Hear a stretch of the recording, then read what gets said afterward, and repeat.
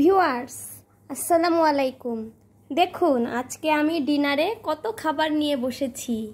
এটা হচ্ছে পাবদা মাছ দিয়ে টমেটো দিয়ে তেল তেলে করে ভুনা, 2 পদের শাক, ডাঁটা শাক আর লাল শাক লেবু দিয়ে খাবো। আর হচ্ছে চিংড়ি শুটকি মরিচ দিয়ে ভর্তা করেছি লেবুর রস দিয়ে, এটা আপনারা ট্রাই করতে পারেন। আর হচ্ছে এটা হচ্ছে শুটকি মাছ, লইট্টা শুটকি সুন্দরবন থেকে আনা হয়েছে। এটা রসুন দিয়ে বেগুন দিয়ে কাঁচামরিচ দিয়ে ভুনা।